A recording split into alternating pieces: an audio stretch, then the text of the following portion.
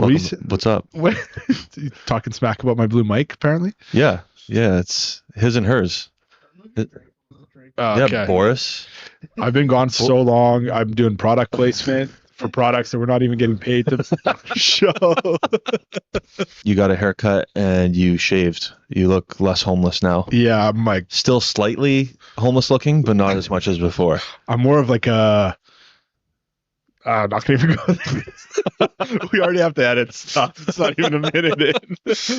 What's up, everyone? We're back again. Like- Boris is home. Like really back. Really back. Yeah. We are in person together recording this for the first time, and My loins are quivering.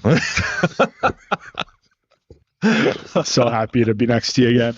Yeah, it's good to have you back, buddy. How was your time in Australia? It was good. Yeah. It's good to be back though. I was kind of itching for it, and like second or first day back, had a rip and fire, Nice. which is Awesome. It's a great way to come back. Yeah. So I thought I was going to be rusty, but it's funny how like quickly stuff comes back.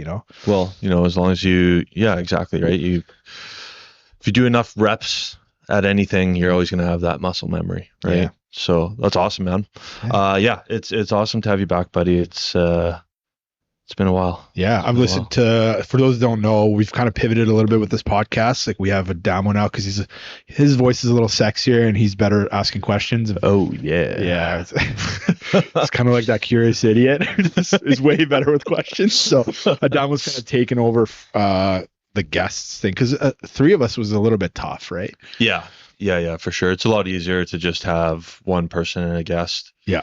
And then it just seems like it flows a bit better, right? Like with just like having just a one-on-one conversation with someone, Totally. as opposed to like you in the background asking stupid questions that don't fit in with what we're talking about. You know what I mean? Yeah, just trying to wedge in a super awkward question that just makes everyone go silent. And then There was a lot of editing that had to be done when Boris was talking. But listen to the Sheena podcast on the way here, and you guys sounded awesome. She sounded awesome, and yeah, that was a good one. That was a really good conversation. She's so smart and articulate, and the stuff that she's doing with her company. I think every department should be hiring her. Yeah, whether you're law enforcement, fire, paramedic, whatever, man. Like, I think she can add so much value, especially to like the people who are in some leadership positions. Yeah. Right. Where they, if you're a lieutenant or a captain or something like that, I think they could really benefit from learning the stuff that she teaches. Yeah. I really like the part where, you guys were saying you go into a house, you don't really know what you have. Of course, that's like 90% of the calls we go to, but they become combative and you get into this defense mode, but maybe they're coming out of a seizure or, they're hypoglycemic or something. And so it's not their fault at all. No, they have no clue that they're even doing it. Yeah, right? But they come swinging and now you're in this environment that you think it's you versus them when it's actually not. You're still there to like take care of the patient. Exactly. And, so great episode, buddy. And I'm looking forward to listening to the Seb one on the way back today. Yeah, that's a really good one. It's like almost 2 hours long, I think, but we cover some really great topics, and he's a certified badass. That guy, he's the real deal, and he's done a lot of different stuff in his life, and we had a really good conversation. So I think it's gonna be a really good one. Yeah. Did you give him a hat? No, because he lives in Alberta. We gotta send him one. Oh, that's right. Yeah. Yeah. He lives in like a log home on like a ranch. Nice. Yeah, it's pretty cool. So I would, if I saw him, I'd be like, yeah, this guy lives in a compound. It probably has like some claymores and stuff. He's ready for anything. That's good. Shout out to Seb. Yeah. So what's our topic today, buddy? Well, it's a little bit of a mixed topic that they kind of go into each other.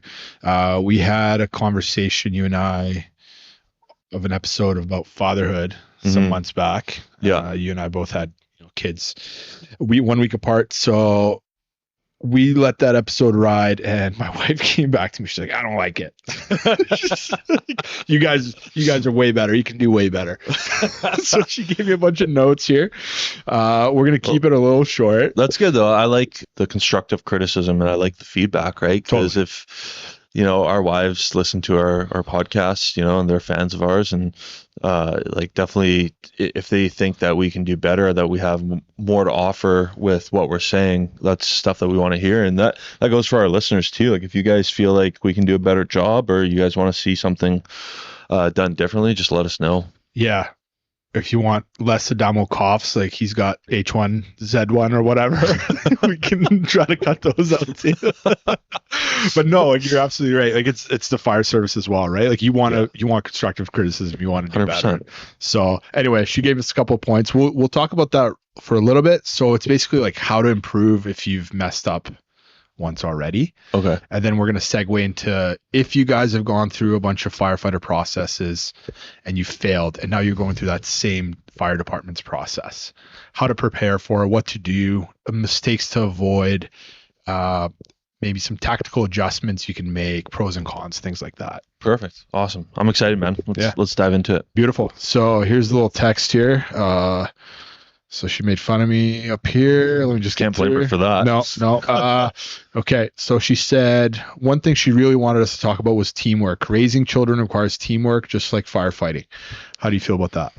Yeah, she's absolutely right. It does require teamwork. And I think you need to adjust your view on it as you and your significant other being a team in order to accomplish a common goal, right? And that common goal is to raise your child, right? Yeah. And especially in these early stages where it's diapers, it's bottles, it's bedtimes, it's naps, it's all this kind of stuff, and we're coming off shift and we're tired, but my wife is also exhausted from being up with the baby all night, right? So I fully agree with your wife when she says that, because it does require teamwork. It's not just a one person task, right? You need to be able to balance that work that's required in order to successfully raise your child. Yeah, you need to be able to balance that amongst each other.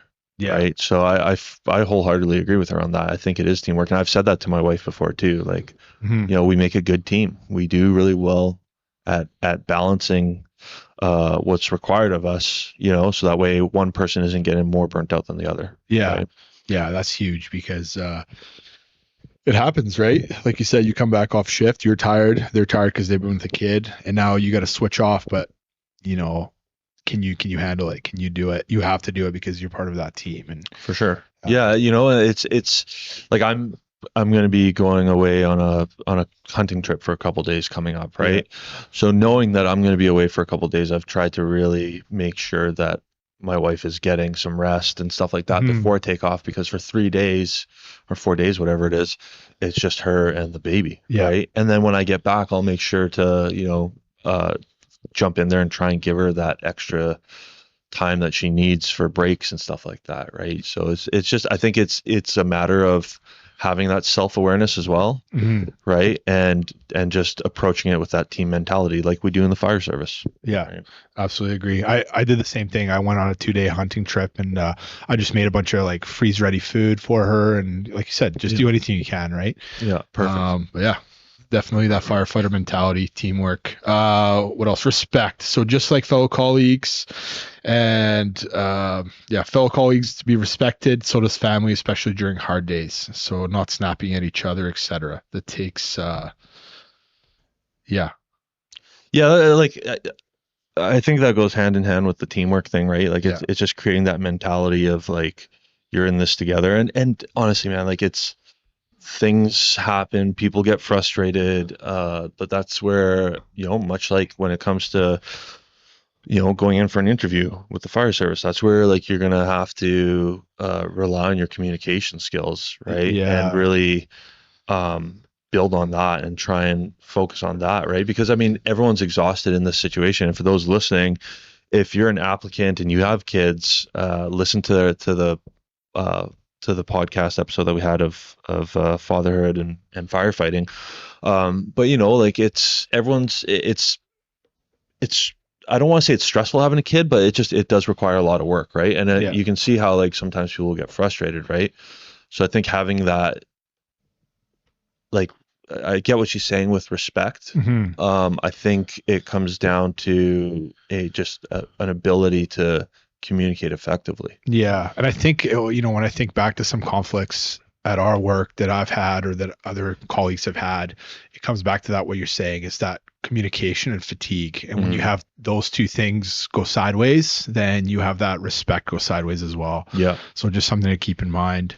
If you are getting tired at work, just be better than us or somebody or you from a month before, right? With your fatigue and things like that. Be aware of it, right? Yeah, exactly. And that was kind of her third question, was like, how do we handle fatigue? And we switch off. Even we kind of have cues. So like when she's getting agitated, even though I've had less sleep than her, I can maybe handle it a little bit better, right? So then I'll take over. Yeah, I mean, I think addressing fatigue is a tough one because you're just so exhausted, right? And I think what you guys are doing and what my wife and I are doing, where we are, taking turns throughout the night and that kind of stuff, I that's probably the best way to go about it. Yeah. But it's tough, right? Like it's the same when it comes to the fire service, like when you're exhausted, right? Like how do you deal with that when all of a sudden it's the middle of the night, you're exhausted, and then another run comes in, right? It's kind of one of those things where it's like you kind of have to fight through that fatigue. Totally. And you need to make it work, right? Yeah. Now I know that's a lot easier said than done, but I think it's I don't think there's a simple answer to dealing with fatigue. No, and I think you hit the nail on the head. Like you're not tapping out. You're not leaving your kid, and you're not leaving that shift. You still have hours to go on that shift, even if you're tired, right? You can absolutely go for a pack of smokes and never come back. Some people do. 18 years later, Boris returned. Yeah. Hey, kid, I heard you got famous. You got a lot of money. Your dad's back, baby. It's the same thing with our job. Like you can technically just be like, you know what, I quit, but that's not the mentality that you want to go with. No, right? I mean, if that's your mentality, that's a horrible mentality to have. And I bet you won't succeed or get very far in anything you do in life if that's your mentality, right? Yeah. So there's no that tapping out either way, right? So like, yeah, you're absolutely right. Like you just have to fight through the fatigue. There's no real way of ending it. Embrace the challenges, right? Yeah. I think that's a big part of it, is just embrace it. And like, the biggest thing too that like I keep reminding myself is my son's only going to be this little for this long. You know what I mean? Yeah. Like tomorrow he's going to be bigger than he was yesterday and more, mentally developed and stuff. So it's like, it's not like for the next 40 years or whatever. It's not like you're completely sleep deprived. If he's like his daddy, that development stage might be a little longer. A little delayed. But no, I get what you're saying. It's only, they're only going to be crying, not being able to tell you what's wrong for such a short time. Exactly. Yeah. There is a light at the end of the tunnel for sure. There is, for sure. And this kind of ties into a bit of our episode topic, right? That's right. So if you are listening to this and you're not sucking at fatherhood like we are, you're sucking at applying to fire departments. No, but if you failed and now you're going through it again, that's what we're talking about today, right? Yeah, exactly. So, you know what? It's pretty common. It's pretty rare that people get hired their first application. It does happen for sure. But I would say it's fairly rare. Like even in the last couple of years, where departments, at least Canada-wide, have been hiring way more than statistically speaking, they have previous years. Yep. It's still pretty uncommon for somebody to get hired when their first application, right? So, you're most likely going to go through a couple of applications before you get hired, right? Yeah. But how do you deal with that, right? Like, how do you deal with the rejection, and how do you deal with going through that same process again, right? And that's kind of what we're looking at covering today, right? Yeah, I think it's no different than, how we approach this fatherhood episode is, okay, you see you've made some mistakes, you try to fix them and do better next time, right? So we're just going to start from the very top. Okay, why would you fail a fire department process, you think? Well, it depends. Like there's a couple different things, right? Like potentially your competitiveness, right? Like what's on your resume, what you've done in your life, whether it's work, volunteer, sports accolades, anything like that, where it's just not enough to make you competitive. right? It could be, mistakes on your resume, mistakes during your application, messing up your interview. I think for people who are going through the process, it seems like the interview is like the most challenging part for them. That's typically where we find people failing, like when they go through a process, right? Yeah, I think just quickly, you touched on the competitiveness of it. We do have that competitive edge checklist. It's free, download PDF on our Patreon. Check it out. See kind of where you stand in the competitive grand scheme of things. But yeah, as far as like the mistakes on your interview resume and stuff go, you can kind of tell where you've made a mistake. Like if you just applied and you never hear back, well, then your application sucked. Yeah, right? Exactly. If you just put it in your resume and you didn't get a call back, your resume sucks. Yeah. If you made it to the interview portion, so on, right? Yeah, it's pretty self-explanatory. That's such a good point. Like you will be able to find out where you messed up, right? But yeah, gaps in life experience, work experience, all those types of things, right? And some people might just think you're not a good fit for their department, right? Yeah. They might be looking for a certain, personality trait or certain attributes that they maybe feel that you don't possess due to, whether it was shown that you don't have that in your interview or in other areas of the process, right? Because you got to remember when you're going through these hiring processes, they're watching you like a hawk, even when you think they aren't, right? Yeah. So they're watching for like, how you act, how you behave, because that's they're going to see that as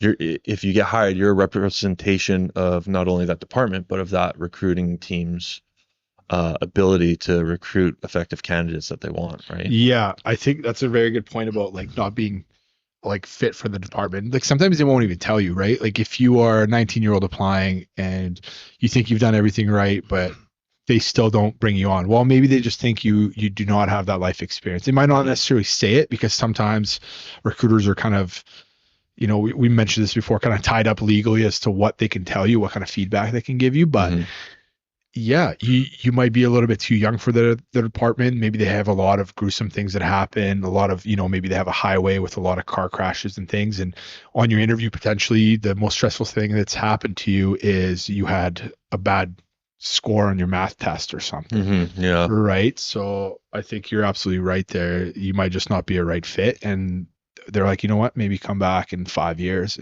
Yeah. That's actually a good point. Like just because you didn't make it through the process in a specific department doesn't mean that you can't get hired there in upcoming hiring processes there, right? So just people just keep that in mind, right? Like if you get rejected from a department, don't think that you're just going to get rejected next year too, right? You want to come back with improvements and stuff like that, but you still have the potential to get hired there. Yeah, and we'll talk about like how to improve and all that stuff. But yeah, that's like we've written it down on our little whiteboard here to remember. But like that kind of goes into that like resetting your mindset or like having a good mindset. Like you said, it's not we don't want you. It's we don't want you right now at this point with the competitiveness that you bring. Yeah, exactly. And I've had applicants come through my recruit processes in the past when I was a recruiter and seeing them again and crush parts that they failed at. Yeah. Was like, awesome. I'm like, right. Nice work, buddy. Like, good for you. You came back and you realized what you needed to do and you did it. And it just shows us so much character, right? For sure. Yeah, absolutely it does. And like you said, right, it's resetting your mindset, right? If you receive like a rejection letter from a department, like use that as motivation to do better, right? Prove them wrong. You know what I mean? Like, in that last episode with Seb, he was talking about how when he was applying for police departments, he got rejection letter after rejection letter. And he said he'd pin them up on his wall and use it as motivation. Nice. Right? So like it's your mindset is everything, right? Like it's if you're viewing rejection and you're viewing it as like, well, I suck, like I'll never get hired. Well, then yeah, you suck and you're never going to get hired. Right. Yeah. But if you view it as like, okay, they just need me to improve on certain things. I got some stuff to work on. I'm going to go work on it. Right. Yeah. That to me is if you have that mindset of taking on that challenge and trying to improve, that's what makes a good firefighter in a lot of ways. Right. Yeah. Firefighting actually, like the process itself is very competitive. It is very hard, but it is actually pretty easy to see where you failed, right? Like a corporate application, you might not even hear back. You might make it to the interview, then you'll never hear back again. You have no idea what you've done wrong. Yeah. Right. With us, it's like, okay, well, you failed to raise the ladder 3 times, so you know what you need to do next time. Yeah, exactly. Right. Okay. So what are some tactical adjustments people can do if they failed the first time and they're going through again? I think it depends on what part of the process they failed, right? Like, okay, so let's just take it from the start. So, okay, they failed their application process. We actually had an episode on the application process as well. We did, yes. Yeah, we actually went over one of our clients' applications in depth. Listen to that one. It's a really good one. I actually ran into him recently too, and he was like, "Hey, that was great. Like, you guys like really were able to help me with seeing where I messed up on my application, right?" So, yeah. But yeah, like if it's, the application process, like what did you do?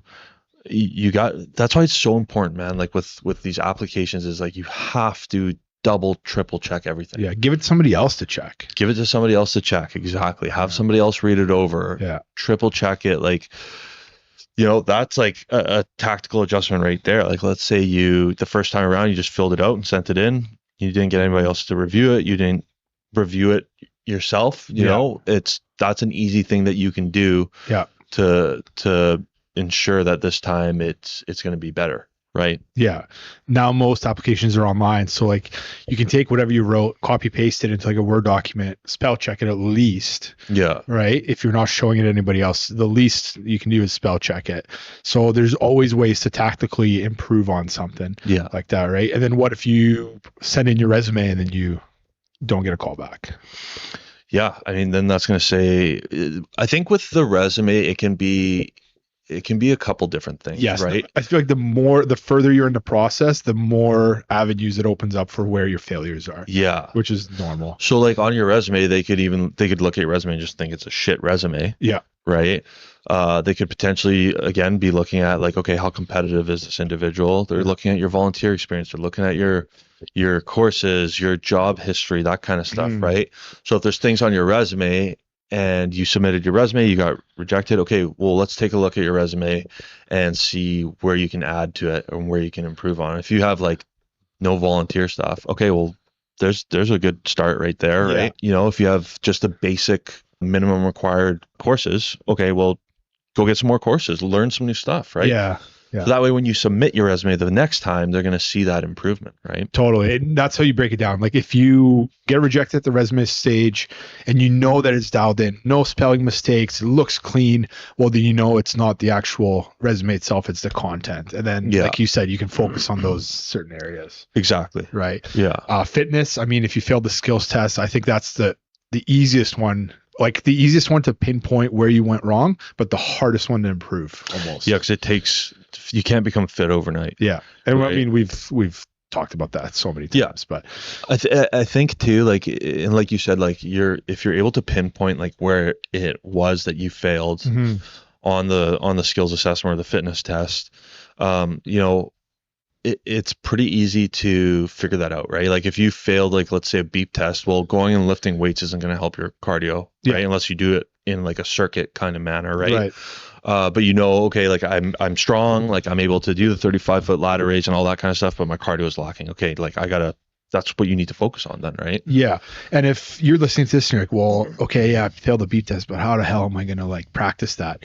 Honestly, every single part of a firefighter skills you can actually do. Like if you failed like the beep test, for one, tape, like grab some duct tape, grab a Bluetooth speaker, find a parking lot, like put those lines down, and like you can find the beep test on YouTube or whatever. Yeah. Right. Like start running it. If you fail the ladder, you can buy an extension ladder at Home Depot. Yeah, exactly. Put it up against the building, right? Or wherever you are, find some spot, tie it up, and then just start lifting it. Yeah. Right. So and there's certain like workouts that you can do too that like help mimic that too, right? Yeah. You don't have to do 100% function. Like that's like the very literal function workout that you do, right? You don't have to do that. You can do some upper body pull, like yeah, exactly. Like if you're having a hard time with with the fitness side of stuff, when it comes to certain aspects of it, like whether it's the ladder race or whatever,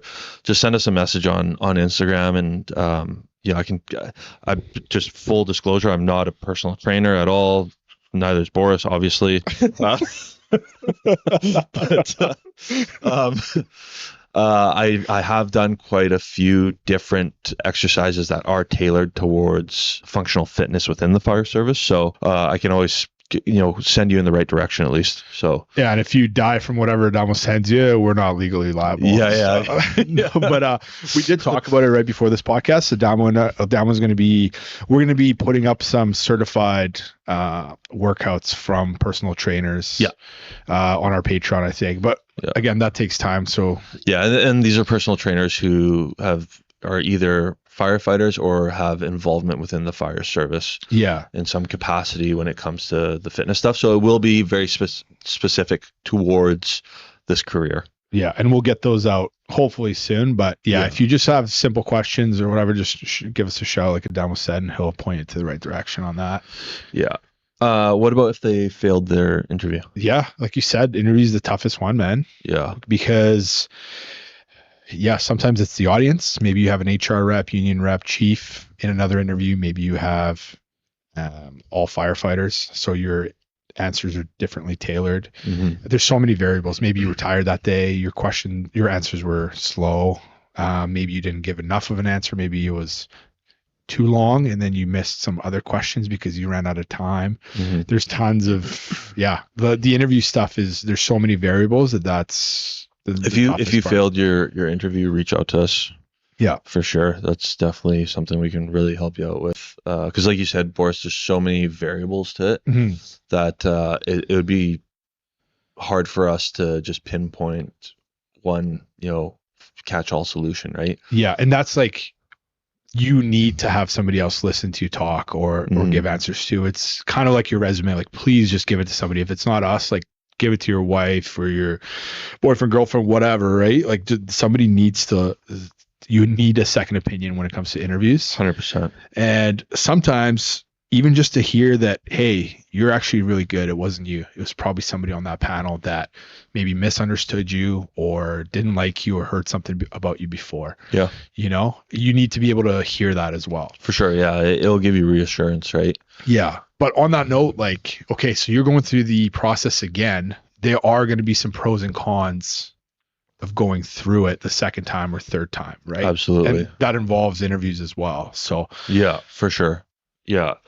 You want to talk about some of the pros? Yeah. So if you're going through the same process, so what we mean is, of one specific fire department. So you're going through the exact same fire department's process. It's basically pretty much the same or very similar to, the year before or 2 years before. So one big pro is, of course, the drill. You know what's coming next. You know probably where you're going to have to go next, what you're going to have to do, all that kind of stuff. For sure, right? Yeah. And then I would say, like, one of the cons is that there's a higher expectation, right? Because you know that, right? Yeah, and maybe it's not necessarily a con, but it's definitely something for you to be aware of. Yeah. Right? There is going to be a higher expectation set for you, and you should set a higher expectation for yourself, because clearly last time you didn't do well. So yeah, exactly. And I've seen that too before. Like, we've had applicants come through and I'm like, okay, this is their second chance. They're going to crush it. And, they're on maybe like a hydrant station. Yeah. And they bomb the hydrant. It's like, what's coming. You've done this before. You could have practiced. Yeah. And then you're just that much more disappointed in that candidate. Well, the definition of insanity is doing the same thing over and over and expecting different results. Yeah. Right. So if you're not trying to improve, and you're just like, you're going to go do the same thing that you did last time and just hope that you somehow pass, that's not going to happen. Yeah. Because then the recruiter's going to be like, well, is that the kind of mentality you're going to have for every single thing on this job? Mm-hmm. If you can't pull hose, or if you have a bad fire that you go to, you're just going to be like, wow, whatever. Maybe I'll do better next time. Like, yeah, exactly.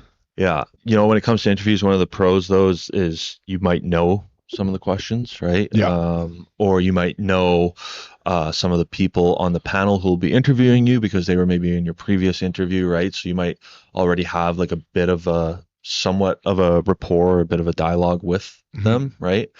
So that could benefit you in some ways, right? Yeah.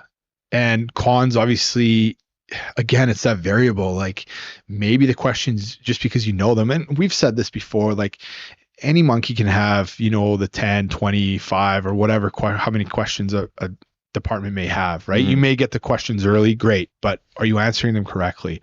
Are you giving them what they're looking for in terms of the qualities and things like that? Is it long enough? Is it short enough? Just because you know the questions to a panel because you've gone through it once already doesn't give you that big of a pro. No. Right? So another con with that is maybe because you bombed that interview, they're going to be expecting different answers. So like and this is an easy, like a common question, like, okay, conflict with a supervisor. Yeah, he wanted me to wear a helmet. And I said, no, that's stupid. Well, just because you know that they're going to ask conflict with a supervisor again, don't give that same answer. No, yeah, exactly. Yeah. Yeah. So again, like interviews, if you failed at the interview stage, I think you really need to go back to the drawing board and get some help on that, because that's one of the steps where you can infinitely keep failing. Yeah. Yeah, exactly. And some departments will only allow you to interview like maybe 2 or 3 times with them, and they'll never allow you to apply again. Yeah. Right. Yeah. So you got to keep that in mind too. I don't know how common it is, but we've definitely seen departments out there that have it fully stated within their application guide that if you've interviewed 3 times and still haven't gotten the job, that you are not allowed to apply to that department again. Yeah. They'll just trash your application. Yeah, you're basically blacklisted, which I get. Like, you're taking time out of your schedule to sit down with that person for an hour, and if they can't put the time in to get better or to give you better answers, then yeah, that's probably not a person you want to work with for the next 25 years. Absolutely. Yeah. And so what's another pro of going through the process again?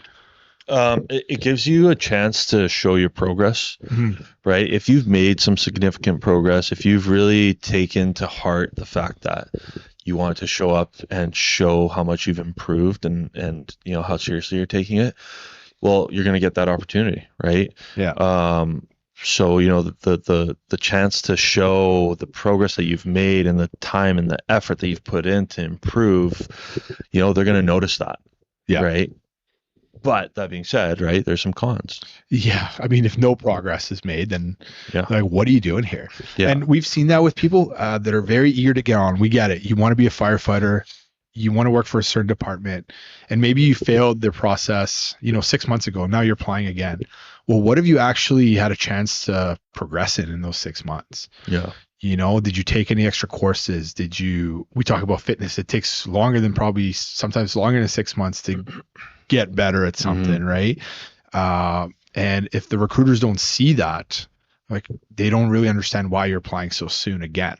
Yeah. And you might get that second strike without even realizing why. Absolutely. Right. Yeah, 100%. Right. Like if you're going into an application for the second time or the third time or whatever, your application, your resume, your skills have better be improved, right? Like from the previous time. Because if there's no changes, like, how do you expect to?